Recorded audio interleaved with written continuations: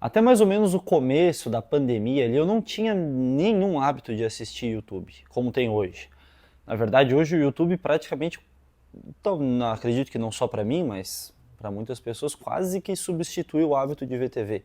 Na verdade, até eu nem consigo assistir TV. Tem um problema aqui na minha TV, ela não. Consigo assistir só os jogos, realmente.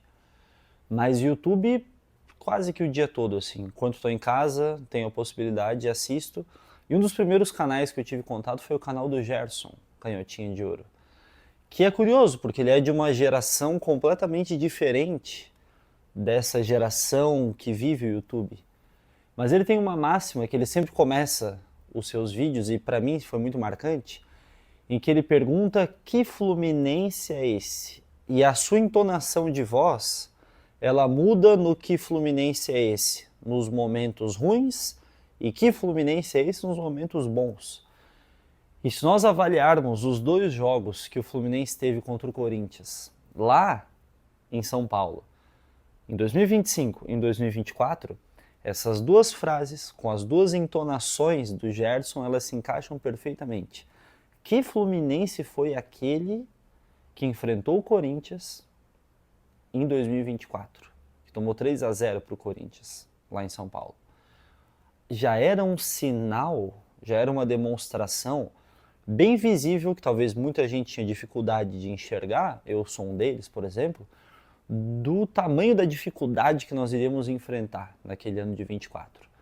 Aquele Fluminense já dava suas caras, assim como esse Fluminense, que nos surpreende, que nos faz levantar a mesma pergunta do Gerson: que Fluminense é esse, cara? Que Fluminense é esse que está jogando uma bola que não é aquele futebol perfeito, aquele futebol mágico que a gente ainda pode atingir, mas já é um futebol encantador, já é um futebol que faz com que o torcedor vá à arquibancada, o torcedor escute aquilo que o Renato comentou nas suas primeiras entrevistas, de que a arquibancada ela é muito mais uma resposta do campo do que qualquer outra coisa.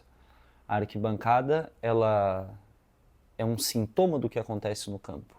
E tomara que no domingo, lá contra o Vitória, apesar da Páscoa, apesar dessa data importante, as famílias reunidas por aí, ainda assim o Maracanã esteja bem cheio e a festa ela fique bem bonita, como tem sido nos últimos jogos. E o Fluminense venceu muito bem, fora de casa, uma vitória importante, está lá figurando entre as primeiras colocações, está em terceiro, e a rodada vai ser boa, a rodada de fim de semana vai ser boa.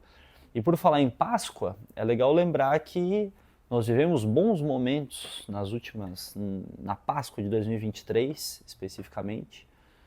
Lembra que o 4-1, nosso título carioca, aconteceu na Páscoa.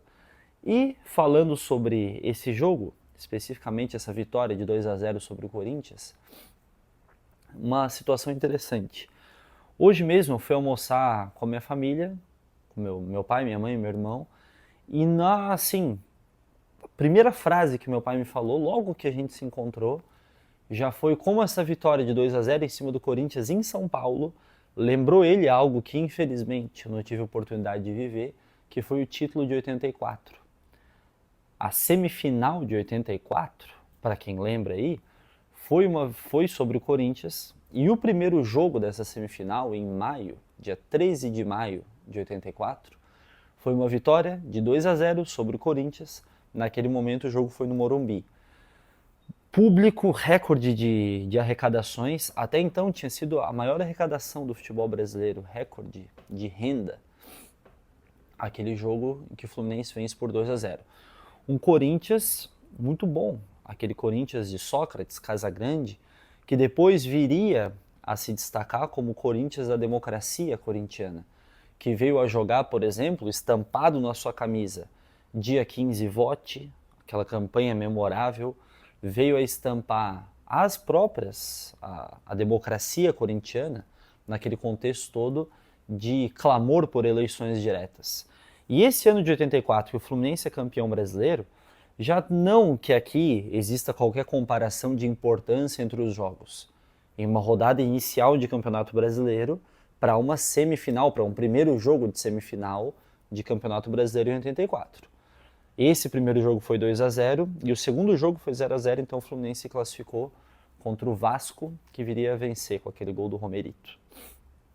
Não há qualquer comparação aqui, mas para perceber como aquele ambiente, para alguém que viveu o ano de 84, fez lembrar, ao menos isso, pelo menos que essa boa lembrança de alguma maneira mexa com os torcedores de gerações diferentes e que encaminhe vários de nós lá para o Maracanã no domingo para mais uma vitória que vai ser muito importante. E esse ano de 84 tem mais alguns casos interessantes, assim, exatamente sobre esse movimento das diretas já, que é muito lembrado do Corinthians, a democracia corintiana, por estampar na sua camiseta essa referência às diretas já é muito lembrado. Mas a dupla Fla-Flu, no Rio de Janeiro, também tinha um debate muito grande em relação às diretas já. A equipe do Flamengo, a torcida do Flamengo, havia criado um movimento chamado de Fla-Diretas, uma proximidade muito grande com a candidatura de Tancredo Neves, no fim das contas, mais tarde, mas originalmente queria que as eleições fossem diretas, pedia eleições diretas.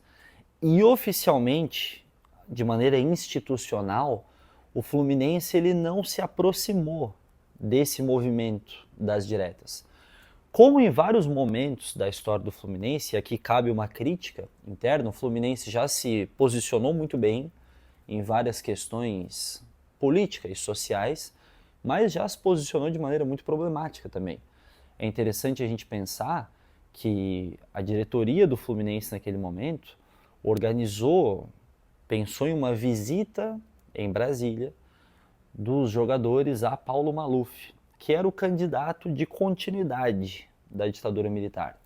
É interessante a gente pensar, por exemplo, não sei se você que está assistindo já reparou isso, logo na entrada em Laranjeiras, logo na entrada do clube, onde reto vai dar lá na arquibancada, sobe para o Salão Nobre, à esquerda está o museu, à direita está o Dom Hélio, ali naquela entrada tem uma placa em homenagem ao João Batista Figueiredo, que era torcedor do Fluminense, último presidente do regime militar.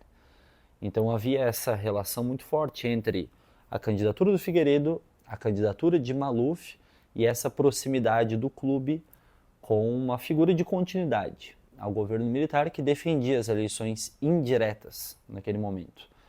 Então, já que institucionalmente o Fluminense não se posicionou, a torcida se posicionou, mas ao fim do ano de 84, houve um movimento de pedindo tanto as eleições diretas quanto mostrando como o Fluminense não iria malufar. Essa é uma faixa característica da nossa torcida.